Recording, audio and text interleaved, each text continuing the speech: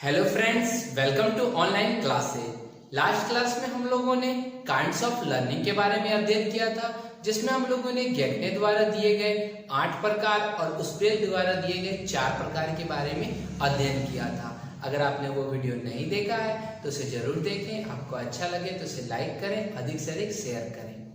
आज का जो हमारा टॉपिक है वह है लर्निंग को प्रभावित करने वाले कारक, अर्थात कौन कौन से फैक्टर हैं जो लर्निंग मतलब बालकों में अधिगम को प्रभावित करते हैं।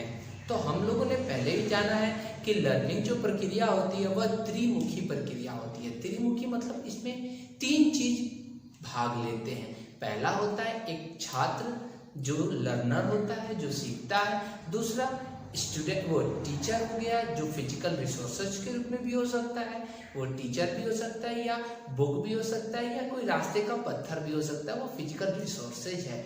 और तीसरा जो होता है वो सिलेबस। सिलेबस मतलब करिकुलम या वातावरण, एनवायरनमेंट भी इसको हम लोग कह सकते हैं। ये जो होता है, ये जो हमारा होता है, ये आसपास का जो एनवायरनमेंट होता है उस टाइप का इस पर निर्भर करता है। तो ये 3 पक्ष हैं जो किसी भी लर्निंग को प्रभावित करते हैं।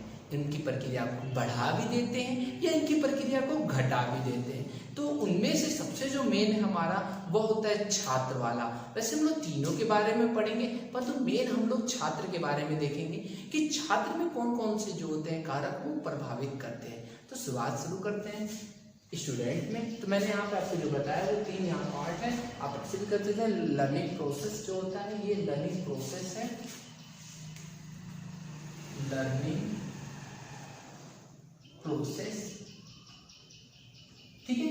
अब हम लर्निंग प्रोसेस में मेन जो होता है स्टूडेंट की लर्निंग को फिजिकल रिसोर्सेज या फिर लर्निंग एक्सपीरियंस हो जाता है, ठीक है। तो हम पहला देखते हैं हमारा स्टूडेंट या लर्नर, ये कैसे प्रभावित करता है। तो पहला देखिए, इसमें छात्रों का शारीरिक और मानसिक विकास पता ही है। अगर छात्रों का शारीरिक और मानसिक विकास बहुत अच्छा रहेगा तो वो छात्र जो है वह अधिगम बहुत अच्छी तरह कर पाएगा, क्लास में भी वो अटेंशन दे पाएगा और वो किसी भी अनुक्रिया को बहुत अच्छी तरह कर पाएगा। तो ये सबसे ज्यादा महत्वपूर्ण कारक होता है। दूसरा है छात्रों की उपलब्धि, छात्रों ने क्या क्या चीज प्राप्त किया, उसकी अचीवमेंट, उसकी अभिप्रेरणा और उसकी महत्वाकांक्षा का स्तर कितना है, कितना तक वो तत्पर है, कितना तक वो उसके में अभिप्रेरणा है कि वह आगे सीख सके। यहाँ पर ये जो है छात्रों में क्या उपलब्धि है ये भी डिपेंड करता है कि छात्रों ने इससे पहले कोई अचीवमेंट क्रैक किया है या नहीं, या अचीवमेंट को प्राप्त किया है या नहीं, या उसमें कोई अभिप्रेरणा है कि नहीं,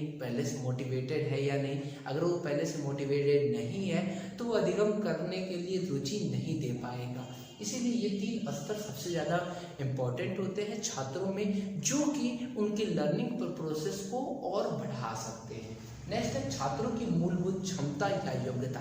छात्रों के अंदर एक जो भी लर्नर होता है उसके अंदर कुछ ना कुछ एक अंतर्निहित योग्यता होती है। यह अंतर्निहित योग्यता उन्हें पहले से मौजूद होती है। इन अंतर्निहित योग्यता में किसी की अंतर्निहित योग्यता बहुत ज़्यादा होती है, जैसे किसी में रटने की शक्ति ज़्यादा होती है, या किसी में समझने की शक्ति ज़्यादा होती है, या किसी में बोलने की शक्ति ज़्यादा होती है। तो ये अंतर्निहित क्षमता पहले से उसमें होती है, तब वह लर्निंग के प्रोसेस को और तीव्र गति से वह उसको बढ़ा सकता है। अगर अंतर्निहित क्षमता कम है तो वो उसकी लर्निंग प्रोसेस क्या हो जाएगी, थोड़ा धीमा हो जाएगा।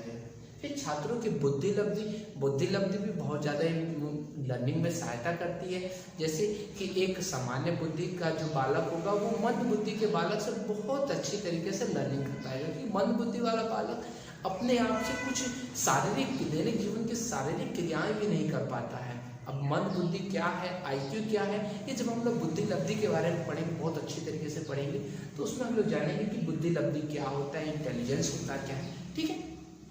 फिर छात्रों का जीवन लक्ष्य मतलब छात्र, हर एक मनुष्य का, हर एक जो छात्र या बालक होते हैं या जो भी मनुष्य होते हैं जीवन इस पृथ्वी पे आए हैं, उनका कोई ना कोई एक लक्ष्य होता है। उस लक्ष्य के प्रति वे तत्पर रहते हैं, वे वर्क करते हैं, उसको प्राप्त करने का वह कोई ना कोई काम करते हैं कि वो उस लक्ष्य को प्राप्ति कर लें। तो जब उनका कोई एक लक्ष्य का निर्धारण अच्छा रहेगा तो वो क्या होंगे, उसके प्रति तत्पर रहेंगे और वह उस लक्ष्य को प्राप्त करने के लिए अधिगम करेंगे। यदि उनका कोई जीवन का लक्ष्य नहीं है तो वो अधिगम की प्रक्रिया में ज़्यादा भाग नहीं लेंगे और उनकी अधिगम की प्रक्रिया धीरे धीरे कम होती जाएगी। ठीक है, नेक्स्ट है छात्रों की तत्परता, रेडीनेस बहुत ज़्यादा है। ये लर्निंग का एक नियम भी है, तत्परता का नियम, अभ्यास का नियम। तो ये जो 3 नियम दिए गए थे वो उनके द्वारा दिए गए थे थॉर्नडाइक महोदय द्वारा, आगे हम लोग पढ़ेंगे। ठीक है, तो छात्रों की जो तत्परता है, रेडीनेस जो होता है, जितना तत्पर रहेंगे। अगर छात्रों को कोई काम दिया गया तो कुछ छात्र ऐसे होते हैं जो उस काम को बहुत जल्दी कर लेते हैं और कुछ बालक होते छोड़ देते हैं, नहीं छोड़ देते, कल के भरोसे छोड़ देते हैं, परसों के भरोसे छोड़ देते हैं, तो उनमें रेडीनेस की मात्रा कम होती है। तो जितना छात्र तत्पर रहेगा उतने ही छात्रों में जो लर्निंग की प्रोसेस होगी वो बहुत अधिक होगी, और जितना तत्परता कम रहेगी उतना उनमें अधिगम बहुत धीमी गति से होगा। फिर छात्रों की इच्छा शक्ति, विल पावर बहुत ही ज़्यादा इंपॉर्टेंट होता है। जैसे कि एक वीडियो मैंने विल पावर पे भी निकाला था। तो विल पावर जो होता है, इच्छा शक्ति जो होती है, बहुत ज़्यादा बालकों के अंदर ज़्यादा होनी चाहिए कि भाई वो कभी अपने आप को कम ना समझें। अपनी जो अंतर्निहित क्षमता है उस क्षमता के अनुसार वे अपना वर्क करें और करने के बाद जो भी उन्होंने लक्ष्य का निर्धारण किया है उस लक्ष्य को प्राप्त करें। अगर उनकी इच्छा शक्ति कम हो गई, यदि जैसे कि आसपास के लोगों द्वारा बार बार कहा जाता है कि नहीं तुम ये नहीं कर सकते, तुम ये नहीं कर सकते, तो ये चीज कहा जाता है तो उनकी इच्छा शक्ति, विल पावर धीरे धीरे कम होने लगती है। परंतु अगर इच्छा शक्ति उनमें बहुत अधिक है, अगर वो कहेंगे हम ये काम कर सकते हैं और करके दिखाएंगे, तो ये उनकी इच्छा शक्ति बोल रही है। और जितनी अधिक इच्छा शक्ति होगी वो उतना ही अच्छा काम करके दिखा सकते हैं। तो ये छात्रों की कुछ है। और भी इसमें हो सकता है इंटरेस्ट, छात्रों की रुचि भी बहुत ज़्यादा मायने रखती है, क्योंकि जब अधिगम करते हैं तो जिस चीज़ में हमारा रुचि रहता है हम उसमें बहुत अच्छी तरह सीखने का प्रयास करते हैं, और जिस चीज़ में रुचि नहीं रहता उसमें हम सीखना नहीं चाहते हैं। तो छात्रों के इंटरेस्ट भी हम लोग इसमें और भी लिखना चाहें तो 8वें नंबर पे आप इंटरेस्ट को डाल सकते हैं, इंटरेस्ट, रुचि।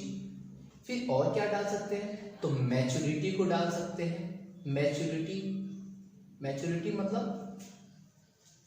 मतलब होता है परिपक्वता, मतलब परिपक्व होना।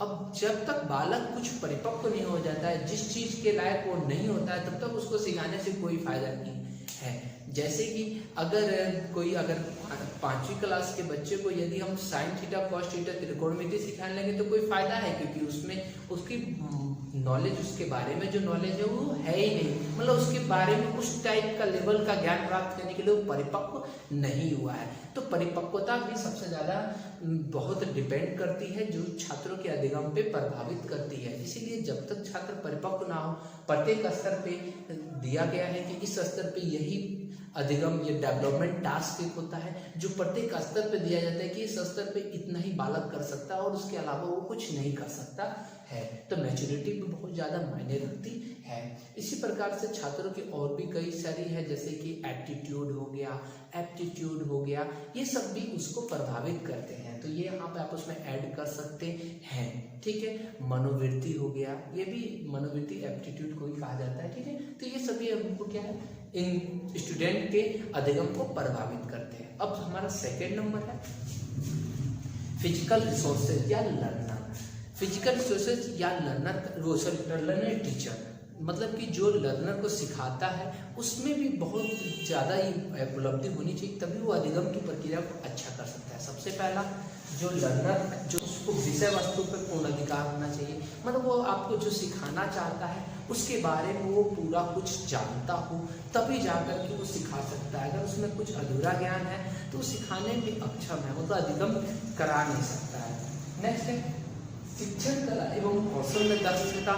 उस जो शिक्षक है उसके शिक्षण कला, मतलब सिखाने की जो कला होती है, शिक्षण कला होती है, टेक्निक्स जो होती है, और जो कौशल होते हैं, स्किल्स होते हैं, इनमें उन्हें पूर्ण रूप से दक्षता हासिल होनी चाहिए और उन्हें पूर्ण रूप से उस पर पकड़ होनी चाहिए, तभी जाके वे छात्रों में अधिगम करा सकते हैं। नेक्स्ट है छात्रों के व्यक्तित्व एवं व्यवहार। शिक्षक का व्यक्तित्व एवं व्यवहार। आपने देखा होगा कि बालक जो होते हैं वो किसी चीज का अनुकरण करके सीखते हैं, अर्थात किसी दूसरे से वे अपने बातों को, दूसरे की बातों को वो अनुकरण करते हैं। इसी प्रकार से जब बालक विद्यालय में जाते हैं तो जो उनके शिक्षक होते हैं उनकी बहुत सारी आदतों का वो अनुकरण करते हैं, उनको अपना रोल मॉडल मानते हैं। तो जब तक शिक्षक का व्यक्तित्व और व्यवहार सही नहीं होगा तो बालक का अधिगम सही नहीं हो पाएगा, क्योंकि बालक उनके व्यवहारों को आत्मसात करेगा। यदि शिक्षक का व्यवहार या व्यक्तित्व थोड़ा सा रॉन्ग टाइप का हो, थोड़ा गलत हो, तो उससे छात्रों के अधिगम पे भी बहुत बुरा असर पड़ता है। ठीक है, तो ये सबसे ज्यादा मायने रखता है, जो कि शिक्षक का व्यक्तित्व एवं व्यवहार होता है वही छात्रों के अधिगम को प्रभावित करता है अनुकरण के कारण। ठीक है, नेक्स्ट है छात्रों में स्थापित अनुशासन एवं अंतःक्रिया का स्तर। छात्रों में जो अनुशासन होता है, जो कि उनमें डिसिप्लिन,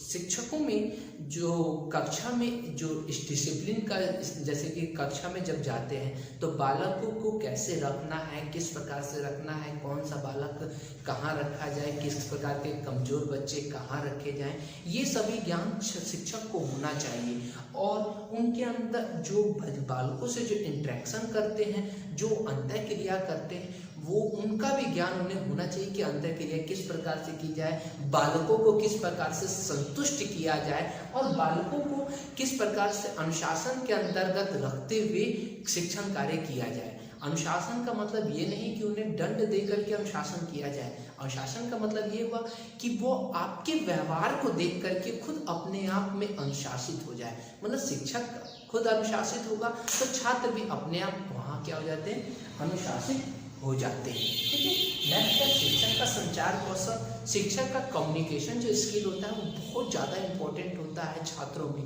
क्योंकि छात्र जो होते हैं उनकी बातों को सुन करके आत्मसात करने का प्रयास करते हैं, और जितना उनकी कम्युनिकेशन स्किल अच्छी होती है उतना ही वे बच्चों को अच्छी तरह समझा पाते हैं और बच्चे उनकी भाषा को अच्छी तरह समझ पाते हैं और अधिगम कर पाते हैं। इसीलिए शिक्षक की इस संचार स्किल भी इसमें सबसे ज्यादा मायने रखती है। फिर शिक्षक का मानसिक स्वास्थ्य, शिक्षक का मेंटल जो हेल्थ है वो भी उस समय सही होना चाहिए। ये नहीं कि वो शिक्षक है घर से कभी कोई किसी झगड़ा की वजह से आ गया, वो छात्रों पे आकर के अपना झगड़ा निकालने लगा, तो वो जो चीज है वहां पर जो छात्रों के साथ हो रहा है वह जो है शिक्षक के कारण हो रहा है, और शिक्षक के कारण उन छात्रों की अधिगम को भी हानि पहुंचती है। बालक उस चीज से, जो चीज टाइम में होने वाली रहती है या अधिगम कर रहे होते हैं, उस चीज से वो दूर भागने शुरू कर देते हैं। जैसे बालक के एक मायने में एक रखा गया कि मैथ से बहुत ज्यादा डर लगता है, क्योंकि पता नहीं उनके में पहले से ये चीज ढाली गई रहती है कि भाई मैथ में डर लगता है, परंतु मैथ बहुत आसान होता है। अगर बालक एक बार अपने अंदर की शक्ति को जगा करके अगर उसे सीखना चाहे तो वो बहुत ही अच्छी तरह से उसको सीख सकता है। तो ये बालक, वो शिक्षक का मानसिक स्वास्थ्य उस समय अच्छा होना चाहिए जब वो अधिगम लेने जा रहा, अधिगम कराने जा रहा हो, मतलब छात्रों में को शिक्षण देने जा रहा हो, तो उस समय उसका मानसिक स्वास्थ्य बहुत ही ज्यादा अच्छा होना चाहिए। तो इस प्रकार शिक्षक के भी कुछ स्तर हैं जो कि प्रभावित करते हैं। अब हम देखते हैं लर्निंग एक्सपीरियंस, अर्थात सिलेबस या एनवायरनमेंट। ये जो होता है ये जो होता है छात्र और शिक्षक के बीच में जो अंतःक्रिया हो रही है वो जिस विषय वस्तु पे होती है उसके बारे में यहाँ पर है। अब जैसे कि विषय वस्तु का चयन किस प्रकार का किया जा रहा है। कहीं विषय वस्तु का ऐसा चयन किया जा रहा है जिसमें बालकों की रुचि ना हो, जैसे बालकों की रुचि मैथ में कम होती है, मैंने जैसे बोला आप लोग को, तो मैथ में कुछ बालकों की रुचि कम होती है। अब उस बालक के सामने अगर मैथ का चयन किया जा रहा है तो क्या होगा, उससे दूर भागेगा, मतलब अधिगम नहीं कर पाएगा। जैसे मेरे को इंग्लिश में सबसे कम रुचि रहती है तो मैं उसका चयन बहुत ही कम, रेयर केस में उसको पकड़ता हूँ। ठीक है, फिर है नेक्स्ट है विषय वस्तु की प्रकृति। विषय वस्तु की प्रकृति किस प्रकार है, विषय वस्तु में वहाँ पर स्तर किस प्रकार है क्या नहीं है, मतलब विषय वस्तु जो सिलेबस हमारा है उसका नेचर कैसा है, वह बालकों के अनुकूल है या नहीं है, ये भी उस पर डिपेंड करता है। अधिगम, छात्रों की अधिगम पर डिपेंड करता है। नेक्स्ट है वातावरण। अब वातावरण भी डिपेंड करता है कैसे। अब यहाँ पर बिल्कुल गर्मी होने लगे, पूरा तरह से गर्मी होने लगे, यार बालक जो पढ़ रहे हों उनको भी गर्मी होने लगे, तो क्या उनका मन अधिगम्य करेगा? नहीं करेगा। या बिल्कुल तेज गति से तेज ठंडी हवाएं चलने लगे ठंडे के मौसम में, तो उन्हें ठंडा लगने के तब भी वो अधिगम उनका प्रभावित होगा।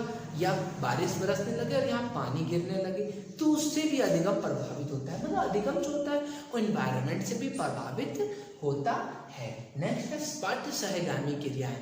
पाठ्य के साथ साथ जो आपको पता होगा स्कूल में जब हम स्कूल में कक्षा कक्ष अनुक्रिया करते हैं, उसके बाद स्कूल के अंदर ही हम कक्षा कक्ष अनुक्रिया के अलग कुछ और अनुक्रिया करते हैं, जैसे कि खेल के मैदान में खेलते हैं, या प्रेयर करते हैं, या लंच करते हैं, या अदर जो भी चीज़ है वो हम करते हैं, वो हमारी पाठ्य सहगामी क्रियाओं के अंतर्गत होता है, जैसे बागवानी करते हैं। तो ये सभी क्रियाओं का आयोजन भी होना चाहिए साथ साथ, क्योंकि बालकों का पढ़ाई में एक ज़्यादा मन कंसंट्रेशन नहीं हो पाता है, इसलिए बालक चाहते हैं कि कुछ मनोरंजन टाइप का उनके सामने हो सके, तो इसलिए पाठ्य सहगामी क्रियाएं भी उनके सामने रखनी चाहिए, जिससे छात्र उसमें अच्छे तरीके से उपलब्धि प्राप्त कर सके। तो ये कुछ है अधिगम को प्रभावित करने वाले कारक, आप इनको लिख लीजिएगा, एक बार पढ़िएगा तो आप इनको याद हो जाएगा। ठीक है, अब नेक्स्ट वीडियो में हम पढ़ेंगे थ्योरी ऑफ लर्निंग, मतलब कि लर्निंग की कौन कौन सी थ्योरीज है इसके बारे में हम पढ़ेंगे, जो कि सीटेट के लिए बहुत ज़्यादा इंपॉर्टेंट है। तो उसके बारे में पढ़ेंगे और सभी थ्योरीज को एक एक करके हम लोग अध्ययन करेंगे।